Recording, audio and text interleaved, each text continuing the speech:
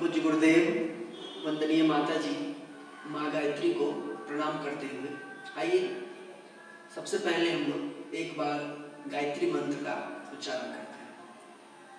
आंखें बंद, दोनों हाथ गोद में, कमर सीधी, गायत्री मंत्र साथ साथ।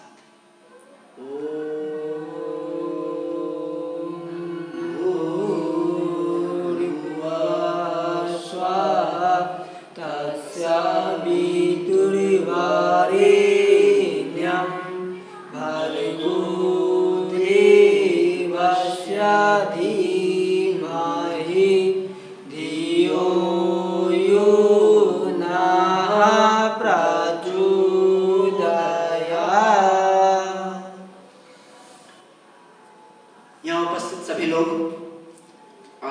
आज का जो टॉपिक मिला, संजोग से जो अखंड ज्योति मिली वो दिसंबर महीने की थी, 2008 की, है ना।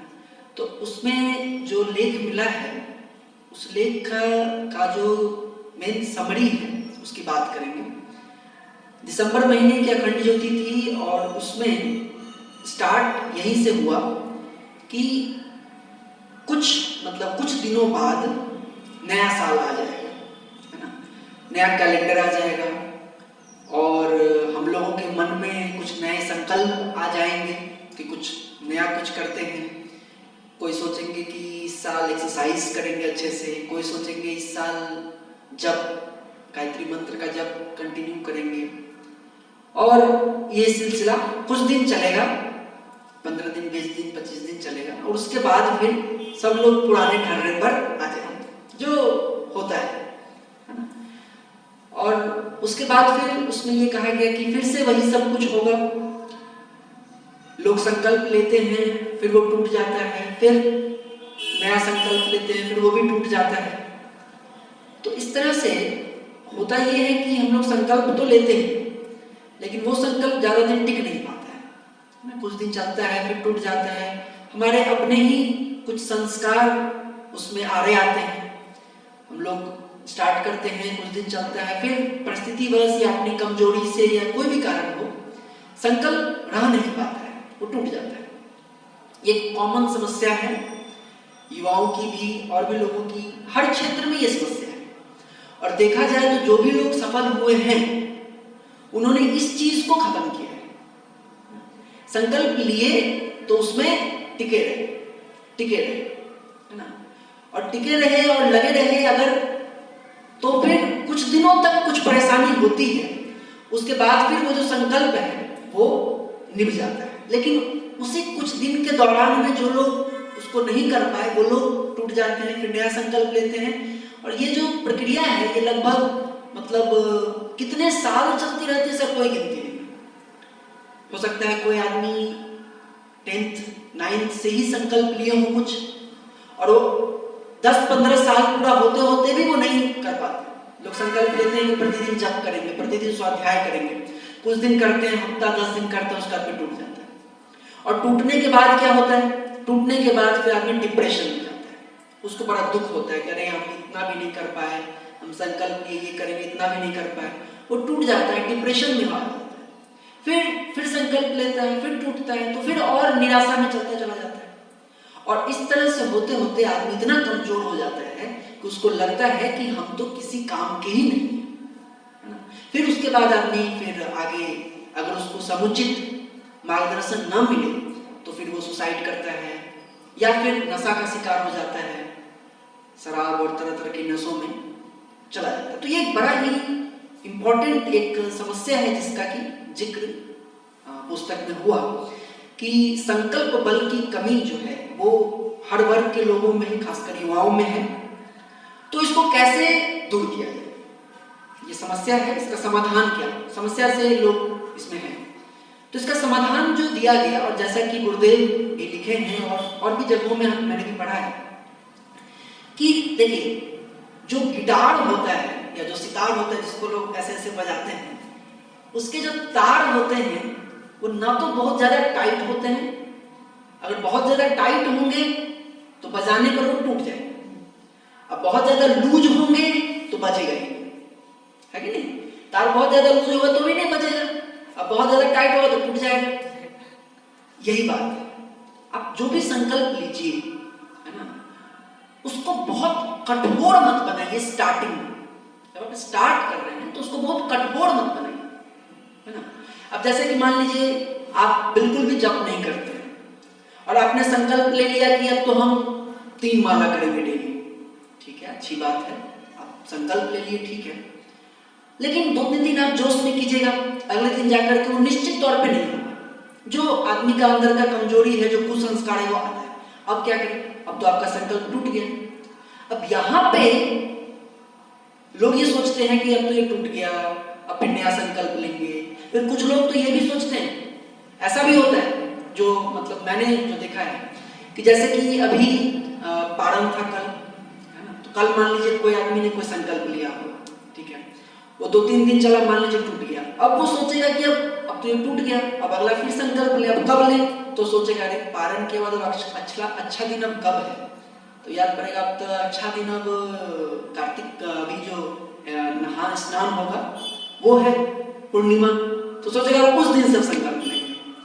फिर उस दिन से लेगा, फिर कुछ दिन चलेगा, फिर टूट जाएगा, तो फिर कहेगा अब कौन अच्छा दिन है, तो फिर कहेगा अब 1 जनवरी से लेंगे, फिर 1 जनवरी से टूटेगा, फिर कहेगा 12 जनवरी से लेंगे, स्वामी विवेकानंद का जन्मदिन है। तो ये जो प्रक्रिया है चलती रहती है। तो इसमें करना ये है कि संकल्प को बहुत कठोर नहीं बनाना है। मान लीजिए आपने 3 माला का संकल्प लिया, आपने 4-5 दिन किया, आपका टूट गया, कोई बात नहीं, उसको आप कैरी ऑन कर लीजिए। कैरी ऑन करने का मतलब है, मान लीजिए आपने उस दिन 2 ही माला कर पाया, तो आप उसको आप खाता में लिख लीजिए ना कि मेरा 1 माला बच गया है, उसको हम कभी कवर कर लेंगे, किसी दिन 3 माला करेंगे, 1 माला और कर लेंगे, इसी तरह से पढ़ाई में भी मान लीजिए आपने संकल्प ले लिया 8 घंटा पढ़ेंगे। अब मान लीजिए आप शुरू से आप 0 घंटा पढ़ रहे हैं, क्या एक संकल्प लिए 8 घंटा पढ़ेंगे, भाई ये संभव नहीं है।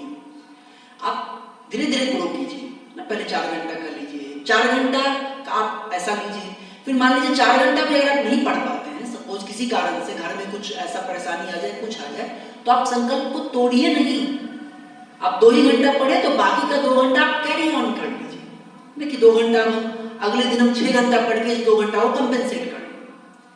तो इस तरह से अगर आप उसको बहुत कठोर नहीं रखेंगे, उसको कैरी ऑन करेंगे अगले किसी दिन के लिए, फिर अगले के लिए, तो फिर आपका संकल्प बचा रह जाएगा, आप डिप्रेशन के शिकार नहीं होंगे और धीरे धीरे करते करते वो आप मजबूत होते जाएंगे धीरे धीरे, फिर आप और बड़े संकल्प ले पाएंगे धीरे धीरे। जब आपका मानसिक मजबूती आएगी, शारीरिक मजबूती आएगी, तो फिर आप वो संकल्प को और बड़ा कर पाएंगे।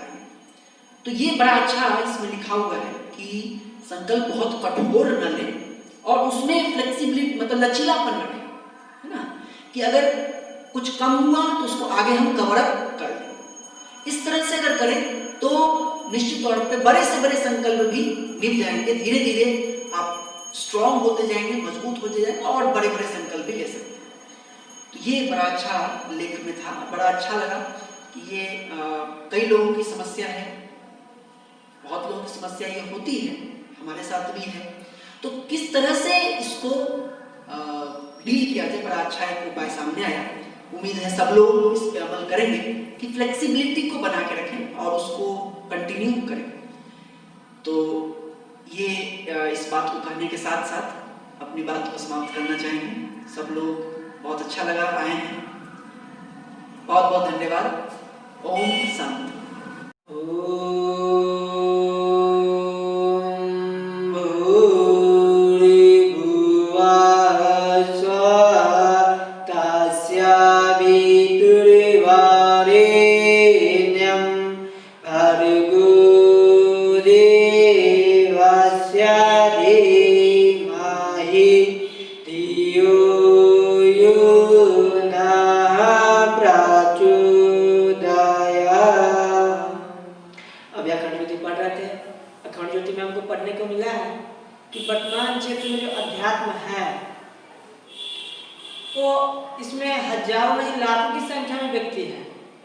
हर जगह पे पंडाल बन रहा है, हर जगह पे व्यक्ति प्रवचन दे रहे हैं, हर जगह पे अच्छा अच्छा स्पीच हो रहा है, गाना चल रहा है, बजाना चल रहा है, रामायण की कहानी चल रहा है, महाभारत की कहानी चल रहा है, गीता की कहानी चल रहा है, लेकिन फिर भी व्यक्ति के अंदर में कुछ सुधार क्यों नहीं हो रहा है?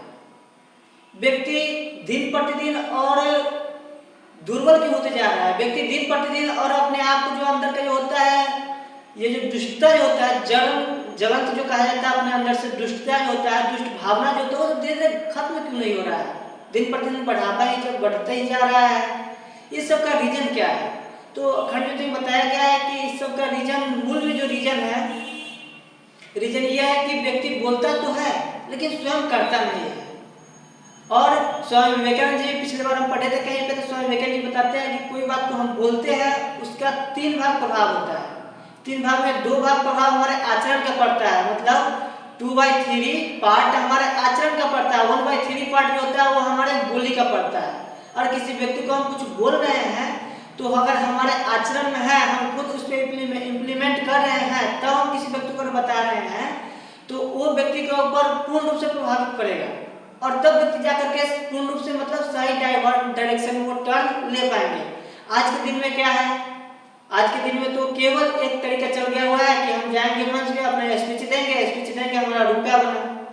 हमारे आचरण में है या नहीं इससे हमको कोई मतलब नहीं।